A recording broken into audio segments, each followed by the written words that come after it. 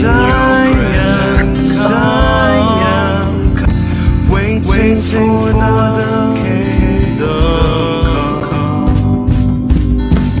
In His name I find, in His name I find, in His name I find the peace I seek.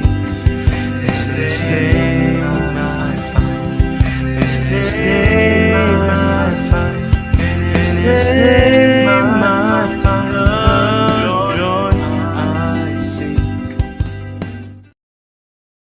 Shalom, shalom, selamat pagi Indonesia. Saya Heni dari New York. Saya mengucapkan selamat pagi buat kita semuanya.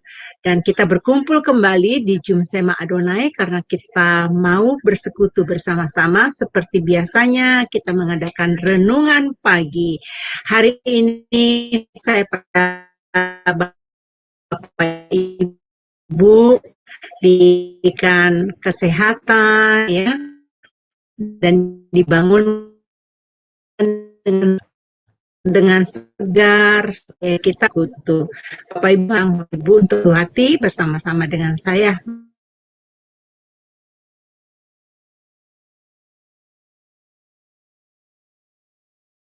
Oh, internet Ibu Heni macet ini.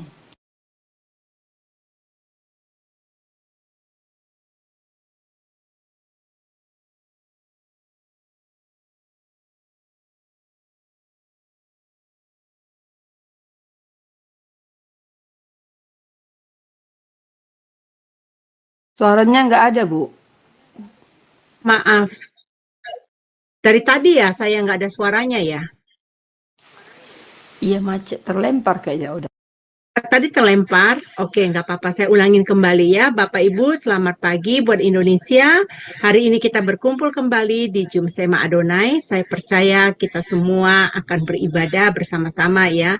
Dan saya sangat bersyukur kalau kita ada karena kasih karunia Tuhan. Mari saya ajak untuk berdoa.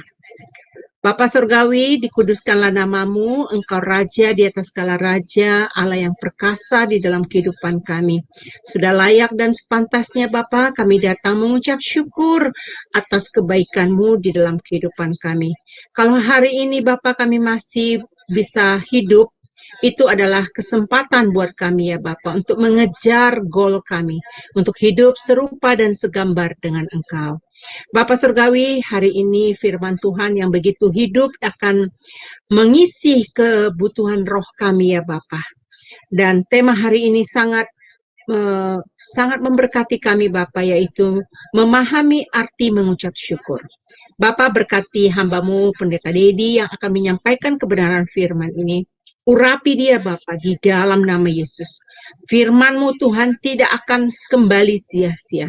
Berkati firman-Mu ini Bapa, firman yang ditaburkan kepada setiap jemaat-Mu, setiap orang yang akan mendengarkan siaran ulang nanti Tuhan, maupun mereka yang sekarang saat ini sedang mengikuti live kami.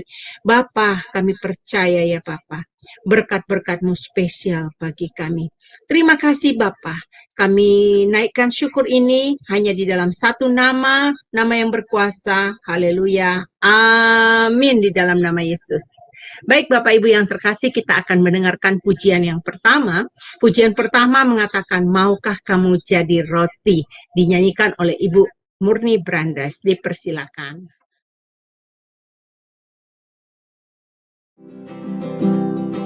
Tuhan lebih dulu melayani kepadaku, melayani lebih sungguh.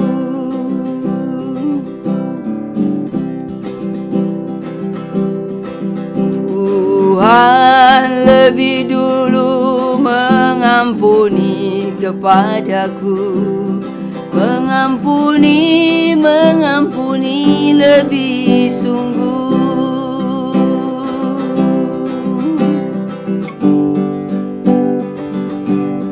Maukah kau jadi roti yang terpecah bagiku? Maukah kau jadi anggur yang tercurah bagiku.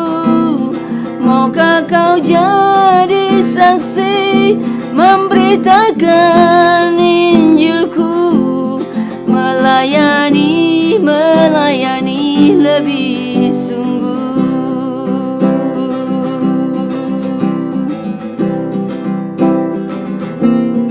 Tuhan lebih dulu melayani kepadaku, melayani lebih sungguh.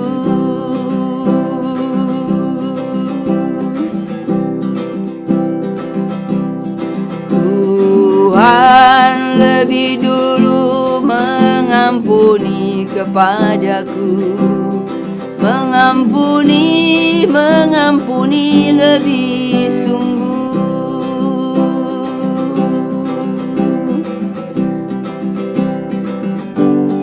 Aku mau jadi roti yang terpecah bagimu. Aku mau jadi anggur yang tercurah bagimu. Aku mau jadi saksi memberitakan Injilmu, melayani lebih sungguh.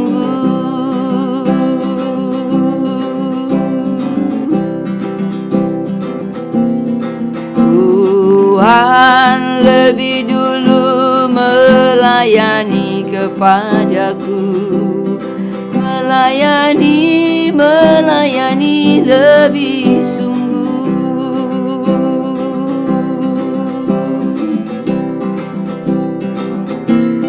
Tuhan lebih dulu mengampuni kepadaku, mengampuni lebih sungguh.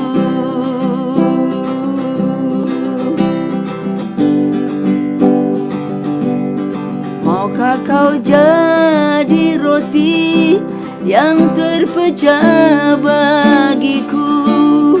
Maukah kau jadi anggur yang tercurah bagiku? Maukah kau jadi saksi memberitakan Injilku, melayani lebih sungguh.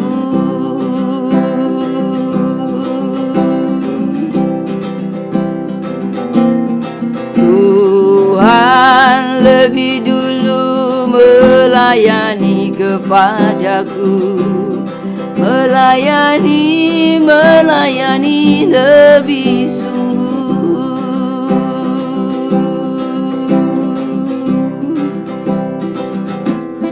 Tuhan lebih dulu mengampuni kepadaku, mengampuni lebih sungguh.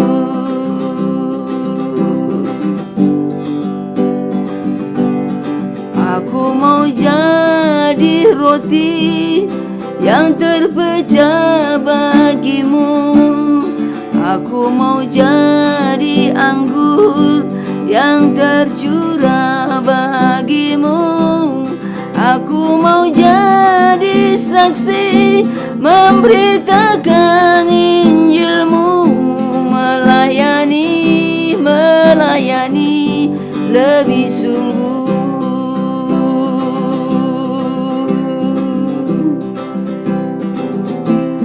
Tuhan lebih dulu melayani kepadaku, melayani lebih sungguh.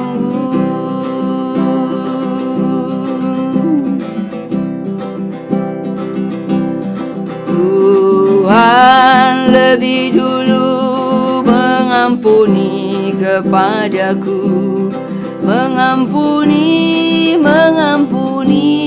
lebih sungguh.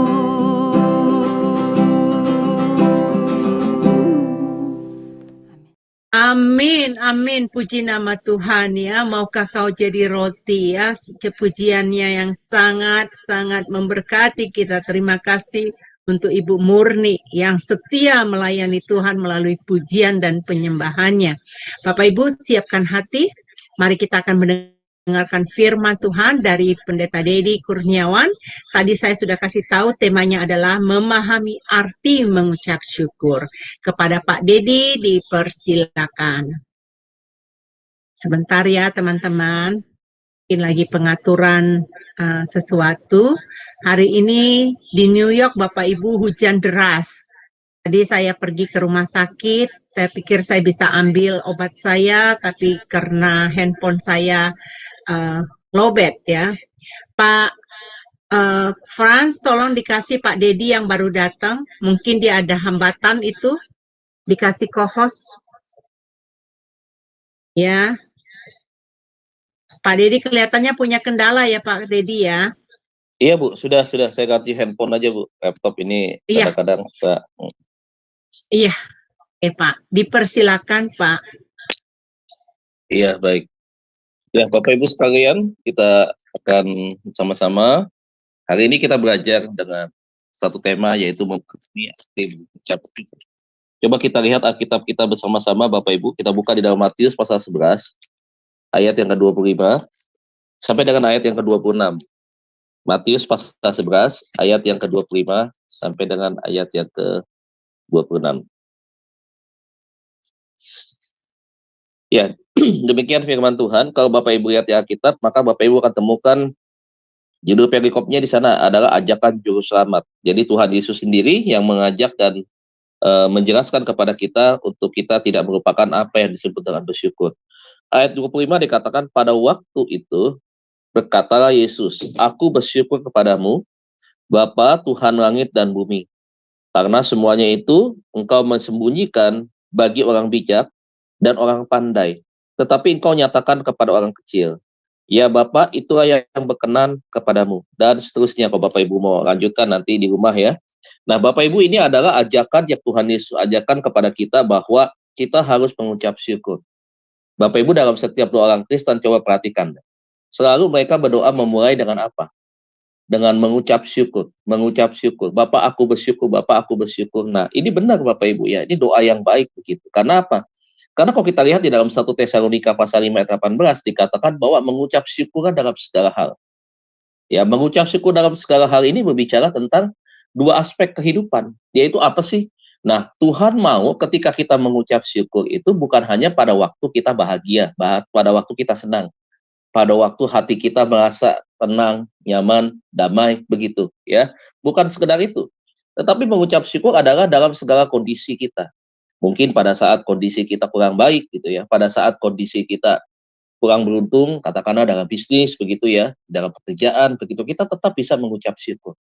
Jadi inilah kelebihan kita sebagai orang Kristen, di mana ketika kita diajak Tuhan untuk kita mengucap syukur, maka ucapan syukur kita itu adalah ucapan syukur yang tidak dibatasi oleh situasi atau keadaan sikap hati, atau keadaan hati kita dalam keadaan seperti apa. Tidak seperti itu. Nah, kita akan melihat, saudara, ya, bahwa mengucap syukur berbicara tentang beberapa aspek kehidupan yang seringkali dialami oleh kita sebagai anak-anaknya, begitu. Nah, kita bisa belajar bagaimana Ayub bisa mengucap syukur dalam keadaan keterpurukan. Bagaimana sebuah contoh yang baik dari Ayub ya yang mengajarkan kepada kita bentuk keteladanan bahwa ketika orang percaya kepada Tuhan, maka segala sesuatu termasuk yang seringkali kita miliki itu adalah bagian dari kepercayaan yang Tuhan berikan. Ayub diberkati Tuhan dengan materi, kekayaan yang berlimpah, saudara. Tetapi kalau saudara perhatikan bukan hanya kekayaan yang diizinkan Tuhan untuk habis atau hilang begitu. Tetapi juga anak-anak yang dia sayangi pun ya harus kehilangan begitu. Nah, Bapak Ibu dalam keadaan yang seperti ini adalah ujian bagi kita sebenarnya. Apakah kita masih tetap bisa berkata seperti Ayub katakan, terpujilah Tuhan, Tuhan yang memberi, Tuhan yang mengambil, begitu. Nah, saya pikir ya tidak mudah untuk kita mencontoh daripada Ayub. Itu butuh waktu, butuh proses, saudara. Namun bukan sesuatu yang tidak mungkin untuk kita bisa lakukan sama seperti Ayub. Kita bisa lakukan itu. kembali lagi Bapak Ibu, persoalannya adalah kedewasaan iman menentukan kita dalam kita bisa memahami apa arti mengucap syukur, saudaraku. Nah, oleh sebab itu kita lihat apa yang Tuhan Yesus ajarkan. Yesus mengajarkan kepada kita untuk kita juga melakukan hal yang sama, yaitu mengucap syukur kepada siapa? Kepada Bapa. Dia sedang memberikan sebuah contoh kepada kita bahwa naikkanlah segala ucapan syukurmu. Di dalam apa? Di dalam iman kita kepada Tuhan. Jadi apa bedanya terima kasih dengan mengucap syukur? Kalau terima kasih Bapak Ibu, orang biasa mengucapkan itu sebagai rasa penerimaan atas apa yang diberikan, begitu ya. Itu hanya kepada satu objek saja, begitu. Kalau kita diberikan hadiah, misalkan hadiah tertentu lah, gitu ya. Hadiah ulang tahun misalkan, ketika kita terima itu kita bilang terima kasih atas perhatiannya, begitu. Tetapi kalau mengucap syukur, ini jauh, maknanya lebih luas daripada sekedar berterima kasih. Jadi ketika kita mengucap syukur di sana, maka kita akan melibatkan beberapa hal yang terkait di dalam ucapan syukur itu. Nanti kita belajar apa saja ketika kita mengucap syukur, hal-hal penting yang kita katakan kepada Tuhan sebagai ucapan syukur itu, begitu. Nah, ini yang membedakan itu. Makanya saya mau kasih tahu kepada saudara, ayolah jadilah kita orang yang betul-betul mengucap syukur itu tidak hanya di dalam perkataan, tetapi juga di dalam tindakan kita mengucap syukur kepada Tuhan, begitu. Apakah hari ini kita sudah mengucap syukur? Tentunya iya, saya yakin dan percaya.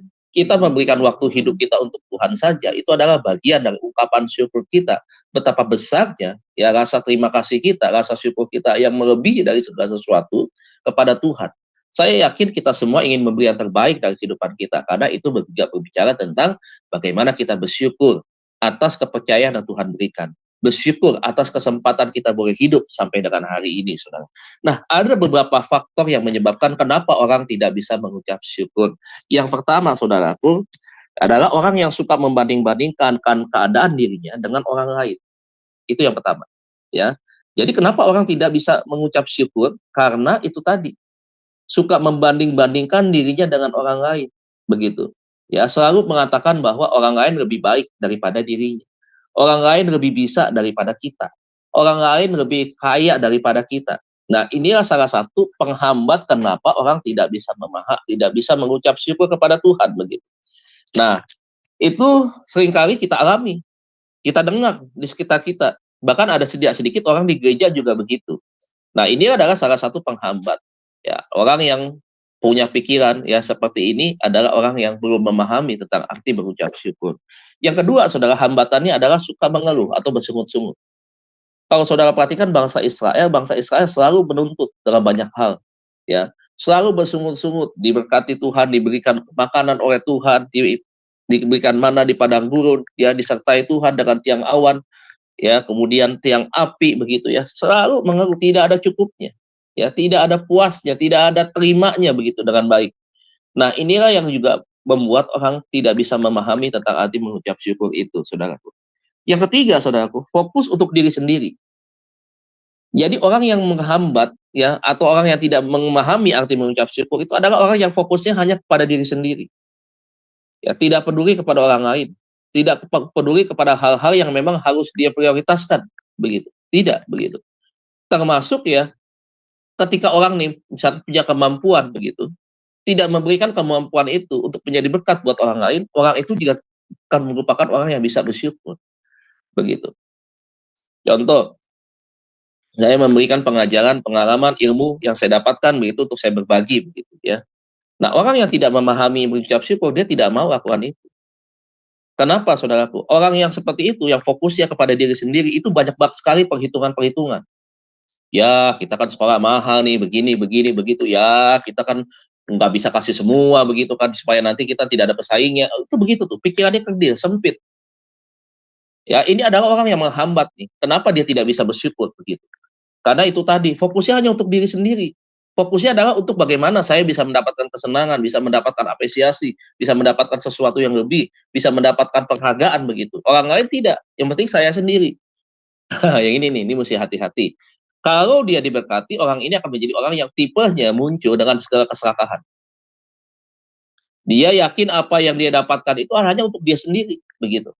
Tuhan kasih dia berkat, itu berkatnya udah berkat saya sendiri nih. Buat orang lain dia berpikiran bahwa ada porsinya, ada bagiannya. Sehingga apa yang dia terima hanya untuk dia sendiri. Nah, itu. Yang terakhir, yang keempat adalah merasa selalu tidak pernah ada puasnya, saudara.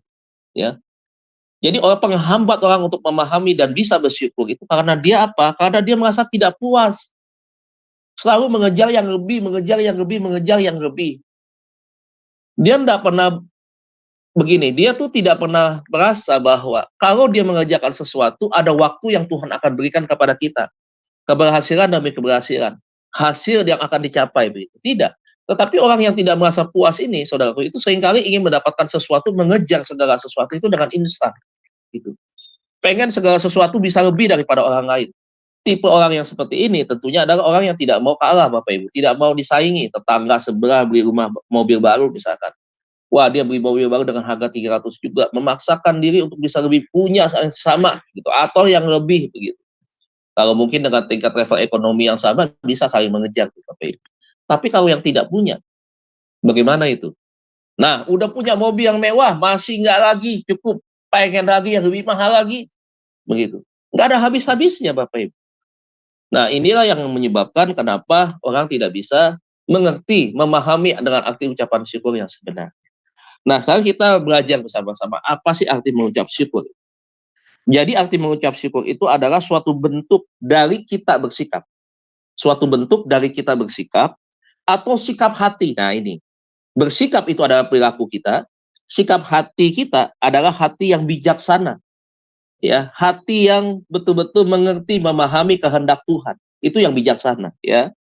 Yang dialami dari berbagai perkara yang kita alami selama kita mengiring Tuhan. Nah, itu saudaraku tentang arti mengucap syukur, ya. Nah, sekarang kita melihat, ya, perkara-perkara apa yang terjadi ketika kita memahami tentang arti mengucap syukur. Dan kemana dan apa yang harus kita lakukan di dalam ucapan syukur kita kepada Tuhan atas perkara-perkara tersebut. Nah, perkara apa saja itu? Yang pertama, perkaranya adalah mengalami pertolongan Tuhan.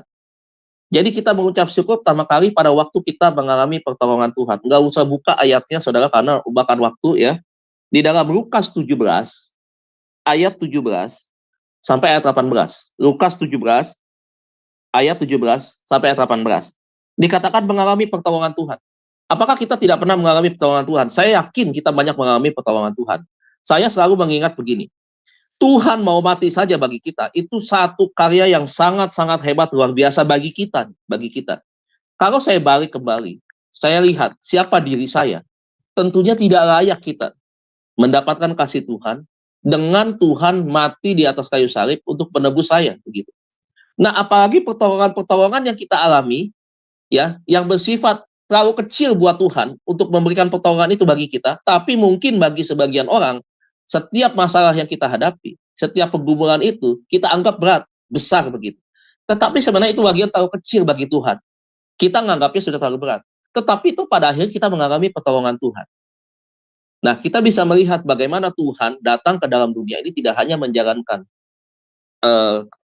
fungsinya sebagai juru selamat, tetapi dia juga banyak melakukan pertolongan-pertolongan. Nah, pertolongan Tuhan ini adalah pertolongan yang diberikan kepada setiap orang yang betul-betul percaya kepada dia, saudara. Nah, itu yang pertama, ya, mengucap syukur atas pertolongan Tuhan.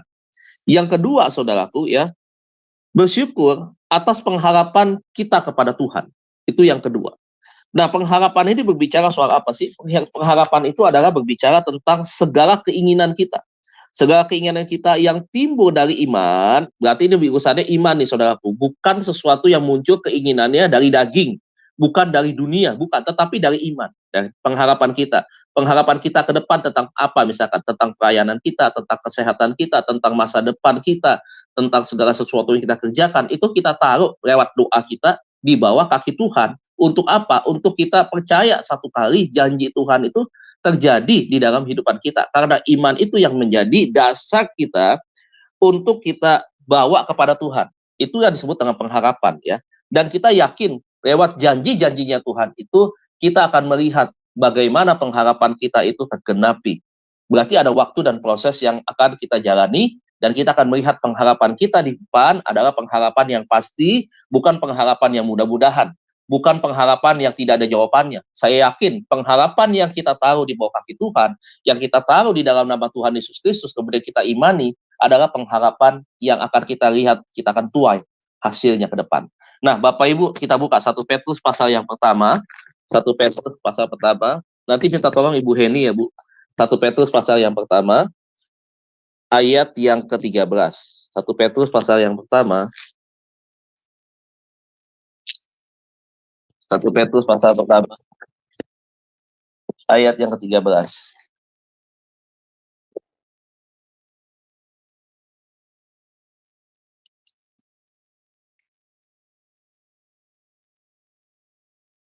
Ayat keberapa, Pak? 13, Bu. 13. Baik, ini Ya. firman Tuhan ya. Sebab itu, siapkanlah akal budimu, waspadalah dan letakkanlah pengharapanmu seluruhnya atas kasih karunia yang dianugerahkan kepadamu pada waktu penyataan Yesus Kristus. Ya, amin, Bu. Terima kasih. Ya, Bapak Ibu tolong perhatikan ayat 13 ini kan. Dikatakan bahwa sebab itu siapkanlah akal budimu. Ya, mengucap syukur apa yang Tuhan berikan kepada kita di dalam pengharapan adalah akal budi kita, bagian daripada akal budi kita di dalam pengenalan kita akan Tuhan. Ya, dikatakan apa? Waspadalah. Kenapa kita harus waspada? Banyak orang Bapak Ibu ya, dengan tidak mengucap syukur saja itu sudah keluar daripada konteks iman Kristen yang sebenarnya. Kenapa? Karena perintah Tuhan tadi di dalam Matius pasal 11 ayat 25-26 itu adalah bagian daripada ajakan Tuhan kepada kita, orang-orang pilihannya, untuk kita mengucap syukur. Nah, orang yang tidak bisa mengucap syukur, makanya diingatkan Tuhan di dalam 1 Petrus pasal 1 ayat 13 ini supaya waspada, hati-hati. Nah, dan kemudian bukan cuma itu, tetapi dikatakan letakkan pengharapanmu di seluruhnya, berarti semuanya yang ada di dalam diri kita, ya, kepada siapa? Kepada Tuhan. Lewat apa? Ya, kasih karunia yang Tuhan berikan buat kepada kita, saudara. Makanya selalu saya ingatkan bahwa ayolah jangan pernah kita jemu-jemu bukan hanya untuk berdoa, tetapi kita juga mengucap syukur. Nah, saya yakin Bapak Ibu ketika ucapan syukur ini kita naikkan kepada Tuhan, sebenarnya kita bukan hanya sekedar untuk menyenangkan Tuhan, bukan sebenarnya. Kita sedang ambil bagian porsi kita untuk kita taat kepada apa yang Tuhan perintahkan, begitu. Itu yang kedua, saudaraku ya. Jadi menaruh pengharapan kepada Tuhan. Ya, kita yakin bahwa pengharapan di dalam Tuhan adalah bukan pengharapan yang sia-sia. Kemudian yang ketiga, saudaraku, ya, perkara atas apa? Ya, perkara atas pemeliharaan Tuhan atau providensianya Tuhan. Ya, Yeremia 29 ayat 11 tuh ayatnya ya, sudah terkenal itu. Rancanganku rancangan damai sejahtera bukan rancangan kecelakaan. Nah, contohnya dalam apa sih dalam pemeliharaan Tuhan itu? Contoh di dalam pernikahan kita, Bapak Ibu ya. Buat yang ibu yang menikah, selalu utamakan bahwa kita harus mengucap syukur pemeliharaan Tuhan terjadi, dimulai dari mana? Dari rumah tangga atau keluarga kita. Haruslah kita mengucap syukur, Bapak terima kasih. Ya, ucapan syukur yang kita naikkan kepada Tuhan tentunya adalah bagian daripada ini rupa yang kita tunjukkan kepada Tuhan. Bahwa kita sedang membangun rumah tangga adalah rumah tangga yang baik. Rumah tangga yang sesuai dengan kebenaran firman Tuhan di sana. Ada damai sejahtera Tuhan yang kita bagikan, kita terapkan di dalam menjalani roda berumah tangga itu. Seperti apa itu kehidupannya? Ada peran daripada suami dan istri yang maksimal di sana. Ya, kita mengucap syukur tentang hal itu. Mengucap syukur buat anak-anak yang terbaik yang diberikan Tuhan buat kita. Nah, Bapak Ibu seringkali ya di dalam pernikahan Kristen tentunya kita bisa melihat begitu banyak tantangan. Begitu banyak. Kadang-kadang kita merasa bahwa Pak, pernikahan saya baik-baik saja. Hubungan saya suami dan istri juga sangat baik, gitu. Tetapi tanpa sadar sebenarnya ada hubungan yang kurang begitu baik antara dua orang tua ini, suami dan istri, ya, kepada anak mereka.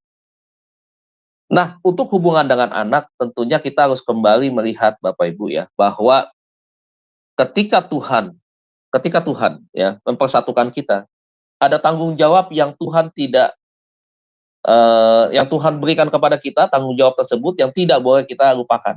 Yaitu apa? Bahwa ketika kita membangun rumah tangga, ya Tuhan memerintahkan kita, memberikan kita mandat untuk kita melahirkan keturunan-keturunan yang takut akan Tuhan.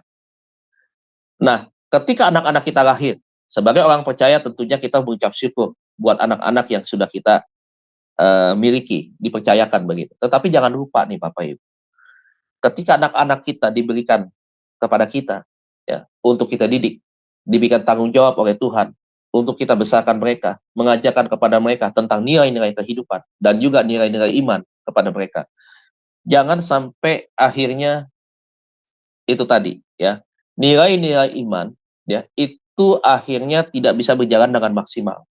Artinya dia hanya bisa melakukan tugas tanggung jawabnya, perannya itu kepada hal-hal yang bersifat jasmania, nilai-nilai itu yang bisa diberikan. Tetapi nilai-nilai yang rohani itu tidak diberikan atau porsinya sangat kurang. Bapak Ibu, kita harus menyadari, bersyukur untuk anak-anak yang diberikan kepada kita adalah bagaimana semakin kita membentuk dia, itu kuat di dalam pengenalan akan Tuhan, pengenalan di dalam imannya dia kepada Tuhan. Nah, kalau misalkan ya iman ini tidak dipupuk sejak dari kanak-kanak, maka ketika anak ini besar, maka anak ini akan menjadi anak yang ya kita bisa melihat pintar sih pintar Bapak Ibu. Tetapi di dalam pembentukan karakter Kristusnya itu tidak ada. Nah, kita bisa melihat hari-hari ini ada banyak orang anak-anak pintar setelah dia besar begitu, tetapi ya di dalam prinsip kehidupannya itu tidak seperti apa yang ditulis di dalam Alkitab. Makanya kita bisa melihat ada berapa banyak orang pintar tapi menyalahgunakan kepintarannya untuk hal-hal yang bersifat dunia, hal-hal yang bersifat sesuatu yang tidak tepat di dalam kebenaran firman Tuhan. Hidupnya sedikit menyimpang. Nah, ini kenapa bisa terjadi? Semakin banyak orang yang seperti itu adalah dimulai daripada pembentukan di dalam keluarga. Nah, inilah yang harus menjadi sebuah perhatian, bahwa ketika pemeliharaan Tuhan terjadi atas rumah tangga, atas keluarga, semua orang bisa merasakan dampaknya dengan baik yang di dalam itu. Bukan hanya sekedar anak-anak kita, Pak Bu. Bukan hanya hubungan suami dan istri. Ya, bahkan sampai dengan orang yang bekerja bersama dengan kita pun mengalami apa yang disebut dengan pemeliharaan Tuhan. Ini keren banget.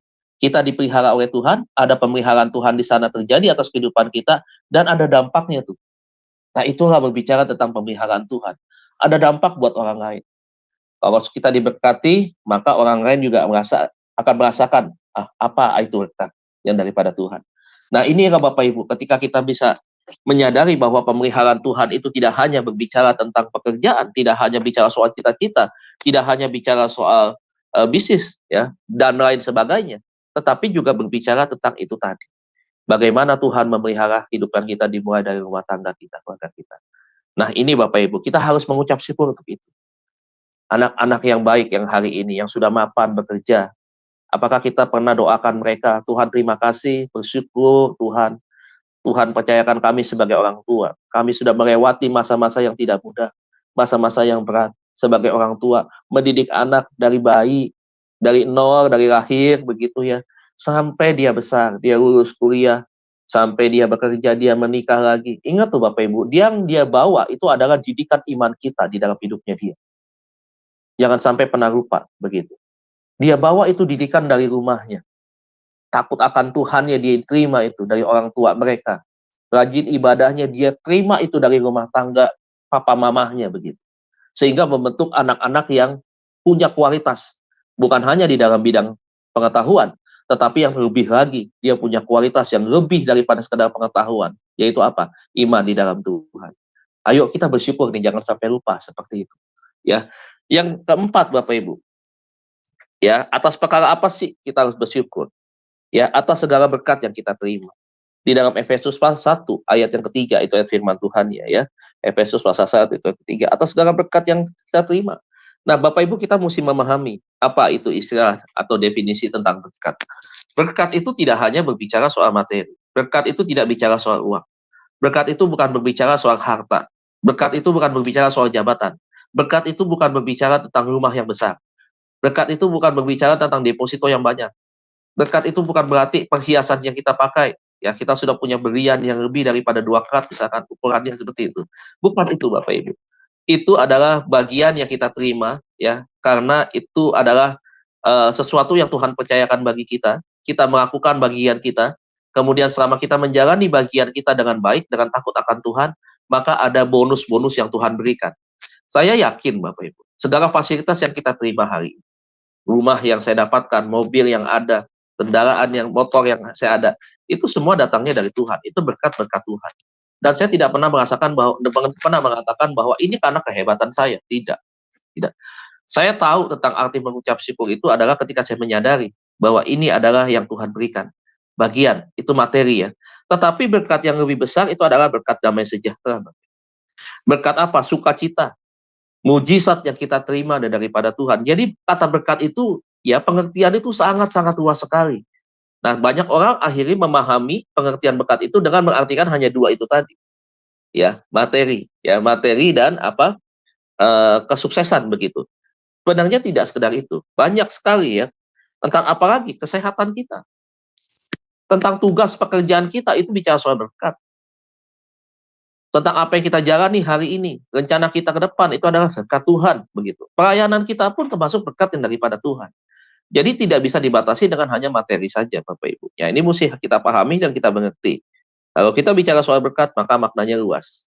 Ya, jangan sekadar kita membatasi Tuhan itu dengan berkat-berkat yang kita tuntut adalah berkat jasmani. Tidak seperti itu, saudaraku ya. Buat apa? Ada orang nih, ya sukses, kaya raya, ya. Apa fasilitas yang tidak dia punya? Dia punya, dia berikan. Tetapi di dalam kehidupannya dia merupakan hidup yang kosong. Dia tidak merasakan damai sejahtera. Dia pernah satu kali ya, saya pernah kenal, jadi dari satu teman, dan dia punya teman begitu. Saya kagum juga begitu. Ini orang bukan lulusan luar negeri, saudaraku, yang udah punya referensi, menang satu langkah nih, kalau main mencatur nih, barat ini. Kenapa dia punya ijazah luar negeri, misalkan ya, dari kampus hebat, misalkan. Dia bukan lulusan itu. Dia lulusan dari dalam, begitu ya, maksudnya ya, lulusan di sini, lokal, kampus lokal, begitu. Tetapi ini orang smart, ya, dia smart. Ketika dia bekerja, dia tuh selalu mengamati. Dia selalu mengamati, dia selalu mempelajari, begitu. Semua dia pelajari. Orangnya kepo, pengen tahu. Tetapi dia punya hasil dari keponya itu. Dia sukses, dia berhasil. Saudara tahu dengan keberhasilan yang dia pikirkan setiap hari, saya harus meraih ini, saya harus melakukan ini, saya harus saya harus memperoleh ini dan seterusnya di dalam pikirannya dia. Dan dia berhasil. Dia berhasil. Ketika dia menikah, dia punya keluarga, saudara. Nah, atas apa yang terjadi? Ternyata, saudara, dia ketika itu percaya bahwa kalau saya sukses, saya berhasil, maka saya bisa memberikan fasilitas buat anak saya. Saya bisa memberikan fasilitas buat istri saya. Saya bisa memberikan fasilitas yang lebih kepada orang tua saya. Baik, memang semuanya baik, saudara. Ya, dia kerjakan semuanya itu adalah bicara soal fight-nya dia untuk keluarga dan juga untuk orang tuanya. Tapi saudara tahu apa yang terjadi. Di dalam perjalanan kehidupannya bertahun-tahun, ini dia punya, itu dia punya, saudara ya. Tapi apa yang terjadi? Dia merasakan kehidupan yang kosong. Dia selalu berkata bahwa kok seakan-akan itu tadi ya, hidup ini tidak ada selesainya begitu. Terus ada rasa tidak puas itu muncul, terus begitu. Seakan-akan hatinya capek, hidupnya capek begitu terus begitu, saudara. Lantas memang dia lahir dengan orang tua yang separuh artinya apa? Papanya Kristen, mamahnya ini belum Kristen, masih agama lain begitu. Tetapi pada waktu dia muda, dia remaja, dia pernah mengikut papahnya, yaitu untuk aktif di gereja. Tapi saudara lihat, pemeliharaan iman dia di dalam Tuhan ketika dia bekerja hari ini itu tidak berdampak sama sekali. Apa yang terjadi, Bapak Ibu? Hidupnya mengalami kekosongan. Setelah sekian waktu dia tinggalkan Tuhan. Dia tinggalkan itu karena dia mengejar sesuatu yang harus dia miliki, yaitu berkat secara jasmani. Mati-matian dia kejar itu pagi, siang, malam. Ya fokusnya hanya bisa soal berkat. Bagaimana saya bisa mendapatkan lebih. Bagaimana saya bisa punya lebih dan seterusnya. Memang didasari oleh tanggung jawab. Tetapi hidupnya kosong tuh. Nggak punya damai sejahtera, sukacita. Saudara tahu apa yang terjadi? Anak mulai kelihatan tidak lagi hormat sama dia. Ya, istri juga sudah mulai komunikasi terjalang, terbangun, saudara. Coba saudara renungkan ya. Saudara perhatikan betul ya. Pencapaian secara dunia berhasil dia miliki. Tetapi damai sejahtera di dalam rumah tangganya sendiri. Yang tadi di dalam hatinya dia kerjakan itu karena memang kecintaan dia terhadap keluarga. Tanggung jawab yang besar dia kepada keluarga. Ternyata dia merasakan tidak terima dengan baik. Ternyata apa yang ada di dalam konsep pikirannya dia, ya di dalam mindsetnya dia, dengan apa yang dia sudah sediakan dengan segala fasilitas itu, ternyata berbeda. Berbedanya kenapa? Justru anak-anak hanya menerima fasilitas daripada orang tuanya itu, si papahnya ini, tetapi sebenarnya hubungannya tidak ada terbangun dengan baik. Makanya tidak ada damai sejahtera, Bapak. Nah, tidak sedikit yang seperti itu kita bisa melihat. Kesuksesan, keberhasilan diraih orang. Tetapi di satu sisi, ada hal-hal yang dia merasakan, dia tidak bisa dapatkan itu. Dia mendapatkan itu seakan-akan sesuatu yang sangat susah untuk diraih dan sesuatu yang sangat mahal. Padahal saudaraku, damai sejahtera sukacita itu dengan mudah disediakan Tuhan gratis bagi kita. Ketika kita percaya, kita mulai taat, kita mulai tunduk kepada Tuhan, kita mulai buka hati, kita belajar firman, kita dibentuk di dalam pengenalan kita akan Tuhan, menjadi semakin dewasa di dalam Tuhan. Oh, hati kita berlimpah damai sejahtera sukacita. Jadi tidak harus kaya, tidak harus kita punya ini, punya itu. Itu tidak, Bapak Ibu, tidak harus seperti itu. Bapak Ibu berjalanlah dengan damai sejahtera sukacita yang Tuhan berikan. Bekerja, jalani tanggung jawab itu dengan baik. Satu kali Tuhan akan membawa kita kok dalam keberhasilan, dalam impian kita. Jangan saudara berpikir dengan cara dunia saja bisa sukses, dengan cara dunia saja bisa berhasil. Saudara, Tuhan tahu bagaimana membawa kita sukses. Apakah rancangan Tuhan Yeremia 29 tadi itu berbicara tentang rancangan yang biasa-biasa saja? Rancangan yang di bawah level dunia? Kan tidak. Rancangan Tuhan itu jauh di atas level dunia, saudara. Jadi kalau kita mencari Tuhan dahulu, ya, kita mengutamakan Tuhan dahulu, kita bekerja dengan baik, kita mengurus keluarga dengan baik, saya yakin Tuhan akan kita memberikan kepada kita bonus-bonus yang bisa kita terima, Bapak Ibu. Tidak sedikit kok anak-anak Tuhan bersaksi bagaimana dari nol dia memulai itu, sampai hari ini dia juga diberkati, sama dengan orang-orang dunia yang tanpa mengenal Tuhan diberkati begitu. Diberkati dengan cara tadi, dengan caranya dia begitu. Bisa, Mak. Tuhan bisa lakukan itu bahkan lebih daripada itu. Nah, kenapa kita tidak bisa bersyukur? Kenapa kita merasakan bahwa seakan-akan kita harus susah payah mengejar itu semua dan tanpa perlu melibatkan Tuhan? Nah, ini yang nggak boleh nih Bapak Ibu ya, bahwa kita harus melibatkan Tuhan di atas perkara tentang berkat ini. Nggak boleh kita mengutamakan kekuatan kita, mengejar itu dengan kemampuan, dengan skill kita. Sebagai anak-anak Tuhan, utamakan Tuhan. Cari Tuhan dahulu. Berikan waktu-waktu hidup kita buat Tuhan. Ya, beri apa yang bisa kita berikan kepada Tuhan. Ya, hati kita untuk melayani Tuhan, berikan itu untuk melayani sesuai kapasitas bidang yang dimana kita terpanggil untuk melayani itu. Kemudian perkara yang kelima, saudaraku, atas pergumulan hidup. 1 Korintus 10 ayat yang kelima ya, ayat 13 ya. 1 Korintus 10 ayat 13. Saudara, siapa sih yang tidak punya pergumulan hidup? Ya, kita semua punya pergumulan hidup. Kita semua punya banyak tantangan. Bahkan di gereja sedikit pun ada banyak orang Bapak Ibu yang pergumulan hidupnya nggak selesai-selesai. Ada saja tantangan. Sampai datang ke gereja, ya, datang dari menangis, sampai air mata nggak keluar lagi Bapak Ibu. Sampai lagi, sampai bingung gitu ya. Bingung maksudnya begini saudaraku. Tuhan harus apa yang harus saya kerjakan lagi? Begitu. Saya ingin cepat mendapatkan jawaban atas setiap pergumulan hidup kita. Ada yang bergumul di masalah apa? Masalah pasangan hidup. Mamahnya, papahnya gelisah, ini anak nggak dapat pasangan hidup, begitu. Lantas, hubungan dengan anaknya juga sedikit terganggu karena orang tua intervensi. Ayo dong kamu menikah. Ayo dong, mama pengen punya cucu ini dan seterusnya, saudara. Anaknya merasa tertekan. Anaknya merasa, Pak, pergumulan hidup saya terlalu berat.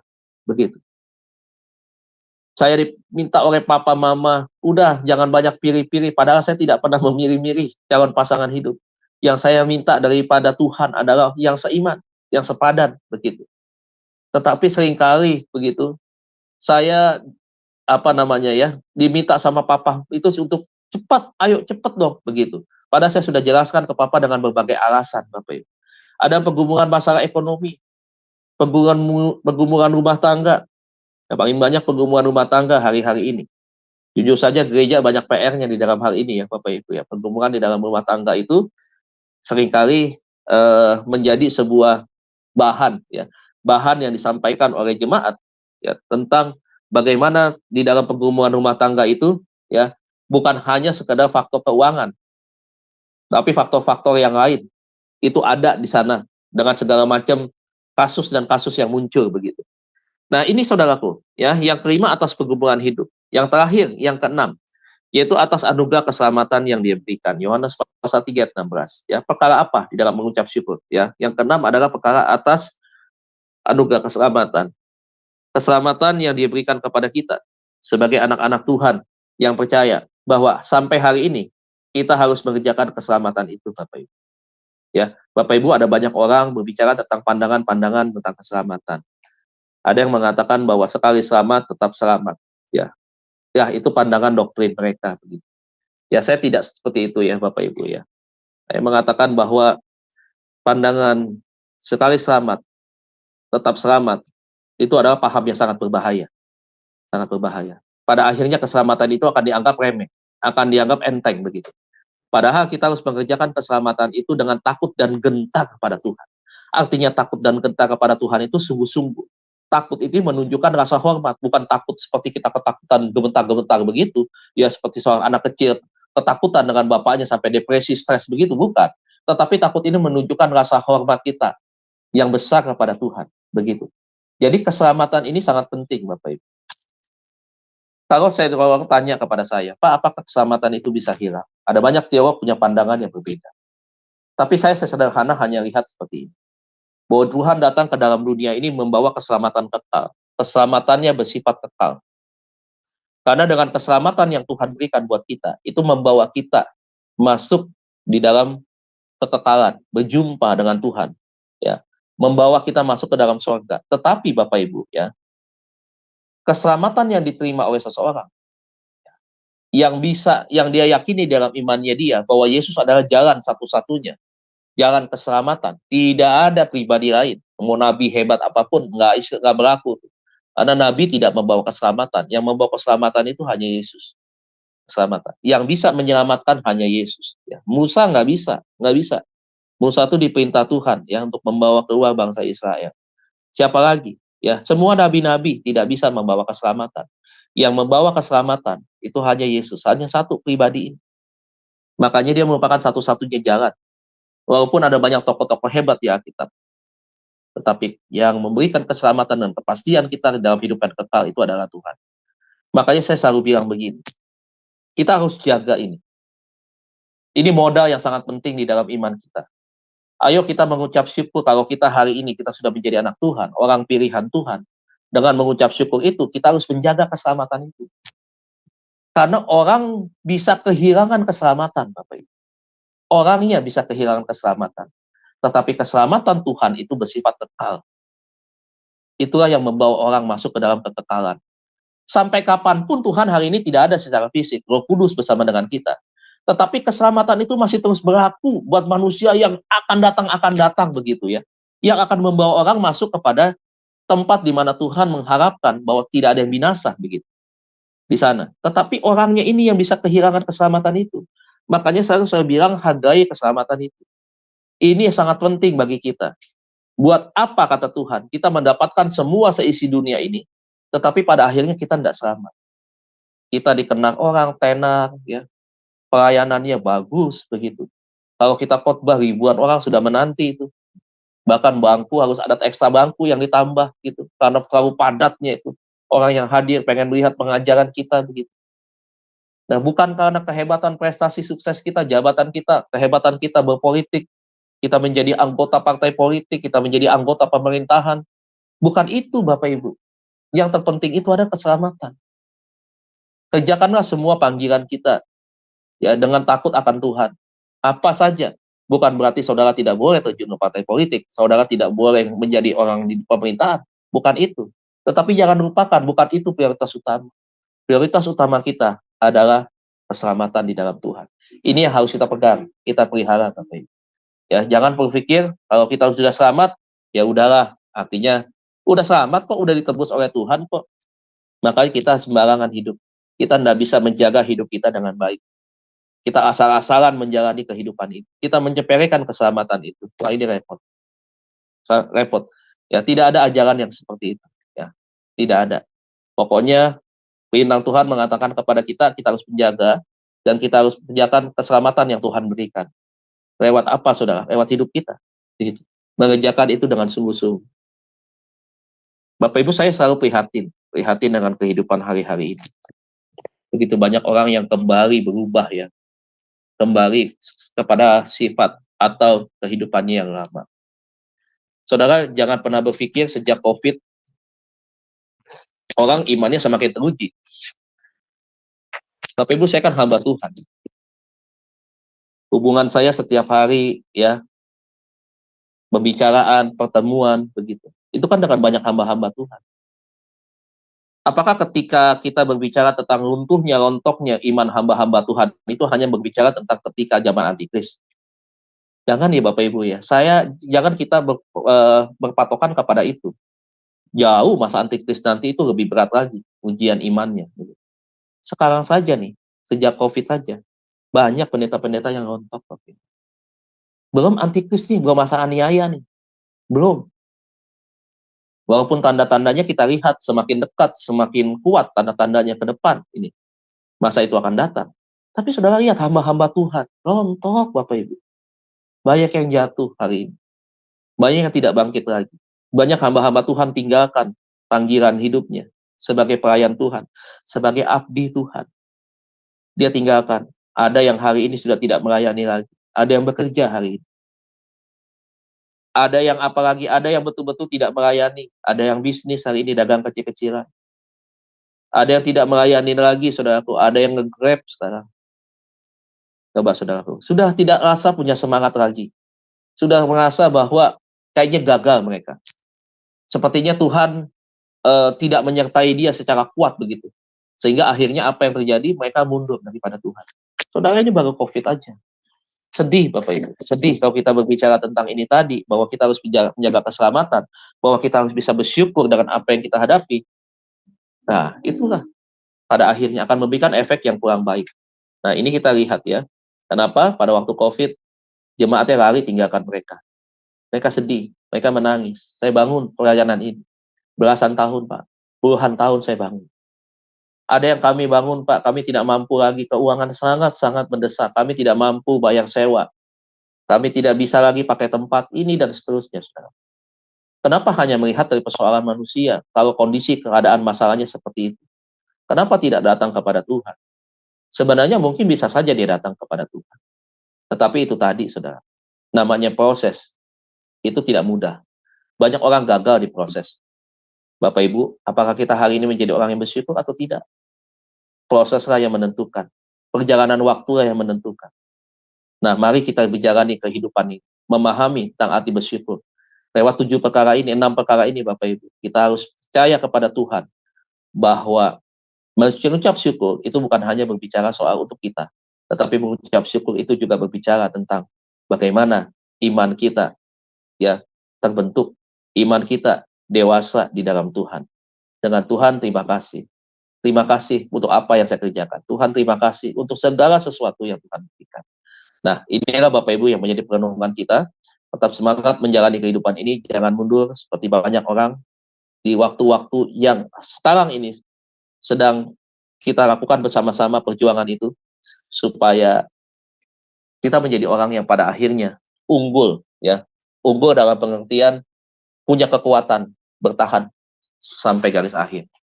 Ya, dengan mengalami mengucap syukur, kita menjadi pribadi-pribadi yang menyenangkan Tuhan dan hidup kita berkenan kepada Dia. Terima kasih Bapak Ibu, Tuhan Yesus berkati. Terima kasih Pak Pendeta Dedi. Hari ini banyak sekali peneguhannya ya. Ternyata dalam kita hal mengucap syukur banyak hal Bapak Ibu. Tadi ada 6 poin ya yang dijelaskan oleh Pak Pendeta Dedi. Saya percaya Bapak Ibu setuju ya. Mari kita menjadi umat yang selalu mengucap syukur atas segala kehidupan kita. Mari Bapak Ibu, kita akan mendengarkan pujian yang kedua yang dinyanyikan oleh Ibu Murni, lagunya Engkau Alasanku Hidup. Dipersilakan.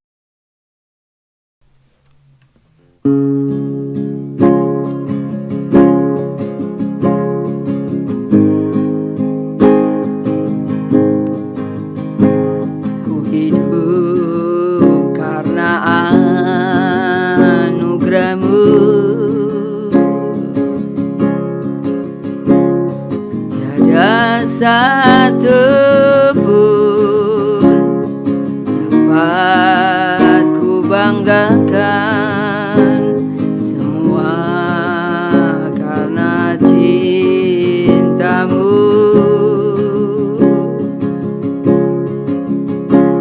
Ini hidupku, pimpin jalanku.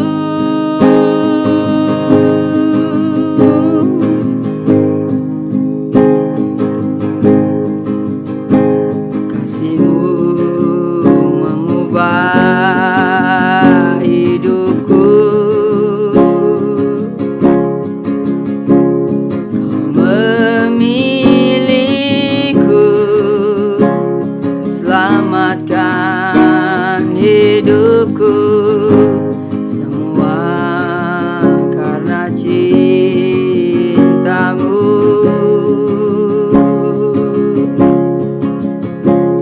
Ini hidupku, pimpin jalanku.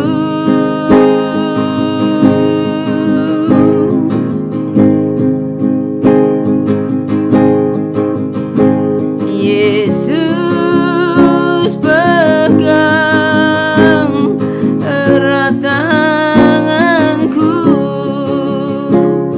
ku tak dapat hidup di luar kasih-Mu, Bapa. Jangan tinggalkan aku, Engkau alasan selama ku hidup.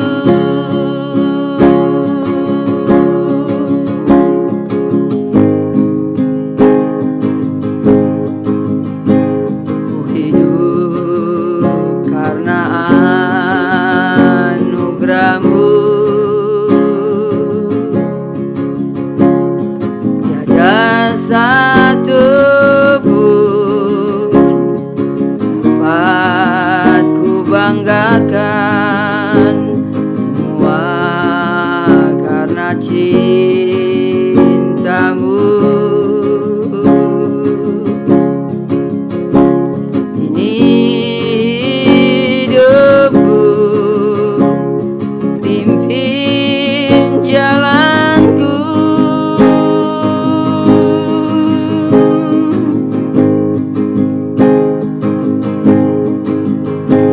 Kasih-Mu mengubah hidupku,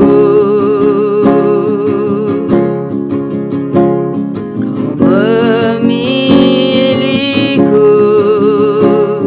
selamatkan hidupku, semua karena cinta-Mu.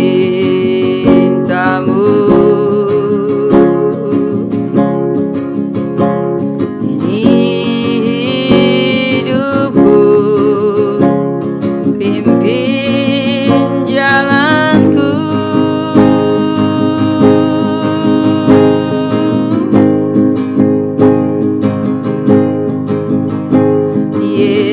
Yesus pegang erat tanganku,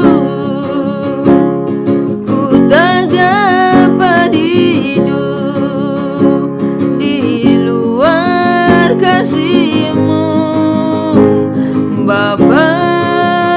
Jangan tinggalkan aku,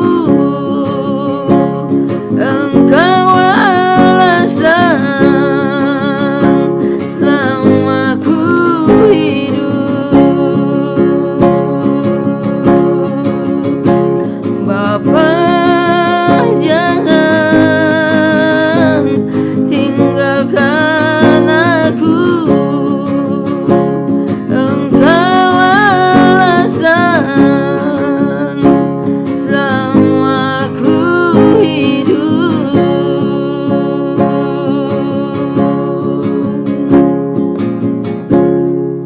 Amin. Kalau kita hidup sampai saat ini, itulah alasan kita kenapa kita harus mengucap syukur senantiasa. Begitu banyak poin-poin yang diberikan oleh Bapak Pendeta Dedi hari ini sangat memberkati kita. Mari Bapak Ibu, saya mengajak kita untuk mengucap syukur dalam setiap segala aspek kehidupan kita. Terlalu banyak. Kalau hari ini kita bisa hidup, kita bisa menikmati hari ini juga, kita harus mengucap syukur. Baik Bapak Ibu, saya mau tutup dalam doa. Ya, mari kita bersatu di dalam doa. Bapa Surgawi, terima kasih ya Bapa. Sungguh Engkau baik. Tak henti-hentinya kami mengucap syukur Bapa atas kebaikan-Mu di dalam kehidupan kami. Terima kasih untuk firman-Mu yang mengajarkan kami ya Bapa untuk mengucap syukur senantiasa. Tiada alasan bagi kami Bapa untuk tidak mengucap syukur. Kami percaya ya Bapa oleh pertolongan Roh Kudus-Mu Tuhan membantu kami agar kami hidup benar ya Bapa. Agar kami tidak menghambat berkat-berkat khusus bagi kami. Seperti yang telah dijelaskan oleh Pak Dedi ya Bapa. Agar kami tidak membanding-bandingkan diri kami terhadap orang lain. Dan kami tidak mau mengeluh ya Tuhan. Yang selalu bersungut-sungut atas kehidupan ini. Bapa, ajar kami Tuhan untuk tidak selfie ya Tuhan. Yang tidak mementingkan diri kami pribadi. Sehingga kami tidak tahu arti mengucap syukur. Tuhan, ajar kami agar kami mensyukuri semuanya kehidupan yang Tuhan berikan. Bapa, terima kasih untuk firman Tuhan. Jadikan remah di dalam kehidupan kami, Bapa. Jangan lepaskan kami ya Bapa. Pegang kami, cengkram kami Tuhan. Tuntun kami ya Bapa, agar kami tidak lepas dari Engkau ya Bapa. Bapa berkati hamba-Mu Pendeta Dedi Kurniawan yang telah menyampaikan kebenaran firman-Mu. Dia begitu setia melayani di Sema Adonai tanpa pamrih Tuhan. Tolong Bapak berkati hidupnya, berkati pelayanannya, berkati istri dan anak-anaknya, berkati visi misi yang akan dilakukan di tahun 2024 nanti Tuhan. Dan Tuhan tolong berkati jemaatnya juga ya Bapak. Tolong Bapak seluruh timnya Tuhan yang bergerak di gerejanya juga Engkau berkati.